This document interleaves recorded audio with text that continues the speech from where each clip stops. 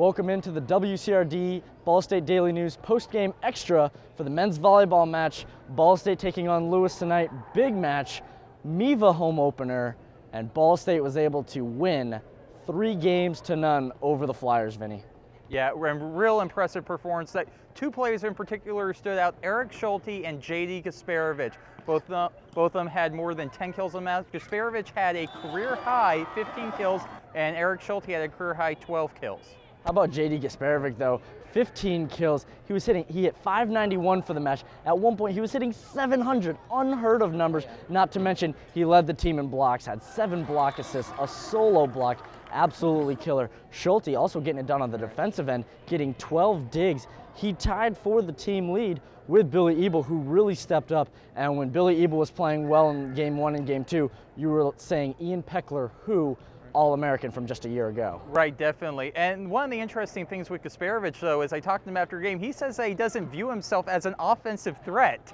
I don't know about that with him getting 15 kills, but he really liked the way that the offense was clicking and everyone was getting involved, and that's what he was saying. Ball State's a balanced team this year. It's not like last year where they kept feeding the ball to Pat Durbin. They want to get the balls to everyone involved, and if you look at the stat sheet, all the players were pretty much even in their kill attempts, and that was one of the biggest reasons why Ball State was able to get the win tonight against number 11 Lewis. And 4 players with 9 kills or more on the match, so really getting it done in all angles. You talk about JD Gasparovic, he just gets it done in crunch time. A big point, you need one, go to JD, and he's able to get it in the middle. But talk about Matt McCarthy coming back. He really is the glue that just brought this team together. They didn't look like the same team for the first 3 games. No, and you know what? McCarthy is able to bring all those intangibles to the court, being the senior leader. He's able to calm that team down. He has that experience. And the other thing with McCarthy is he's starting to open up the players. So Gasparovich is getting a few more opportunities. You got Chamberlain getting a few more opportunities now.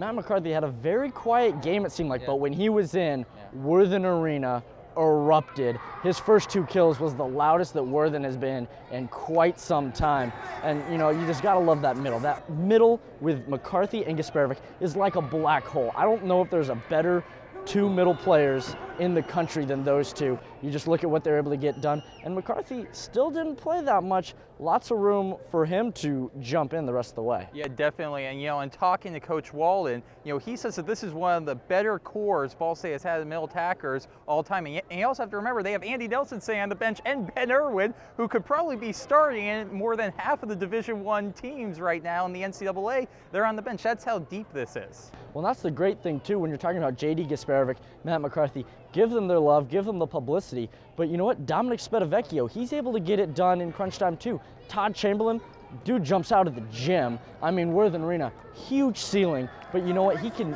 probably touch the top if he had to. He gets up and he gets big points too, but you kind of forget about him at times with JD and Matt eating up the middle. Right, well, and you know what the fun thing about Todd Chamberlain is, been covering this team for 3 years, he just has a knack for in the big moment stepping up and getting a huge kill. He'll go 10 points without even touching it, then he'll get that big kill, just completely ignite the crowd, and that's what he was able to do tonight. Didn't lead the team in kills, but every single kill, all 9 of them were huge kills. And one thing that Lewis had was they had an experienced team that's played together. A lot of them, this is their 4th year together. A couple of them were juniors, but for the most part, it's a very senior-laden team. And when you look at what Ball State faced against Stanford, they had a team that had a setter and a libero that have played with each other for years. And Ethan Feaster really turned it on in this one. And I think that's really the difference when you talk about how Ball State played today, because the passing, it was just night and day difference, and Feaster really the heart and soul of that. Oh yeah, definitely Feaster was the heart and soul. And one of the good things that Feaster was able to do is set the balls to the left side. You're getting those left outside attackers and Schulte and Spedovic involved, that frees everything up. And with the Ball State offense, it's all about balance and freeing people up. And when you do that, you're going to be successful just like they were tonight. Oh, and by the way, Lewis, unanimous pick. Unanimous. Everybody picked them to win the MIVA conference. And after what I saw tonight, Lewis, very talented team, but I still can't put them above Ohio State, can't put them above Ball State. I realized that it was in Worthen Arena for the match tonight, but 3-0, just absolutely taking care of business. Granted, 2 of the 3 going to overtime. Right, and you know, it's one of those things. I was talking to Dan Friend before the match, and he said that there was a belief on this team that this was their year. They were going to win the MIVA, first time since all those NCAA sanctions at the beginning of the decade. It's their year. It didn't look like their year tonight, to put it nicely. No, it certainly didn't. They were able to get some big points at big times, but Ball State really helped them out with 20 service errors throughout the entire match. And in talking to Walt, I talked to Coach Walton before the match, and one thing he said was, Lewis feels like it's their year for the MIVA, and they've been building to this for 4 years.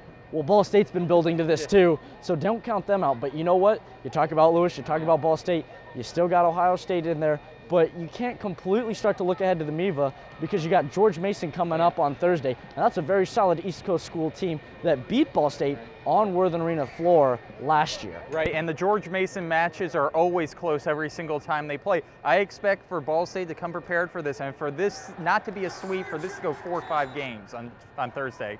Well, personally, I did not have the guts to say Ball State would beat Lewis in 3, but you know what? After watching game 1, I really thought that was a possibility. They were able to get it done and take care of business.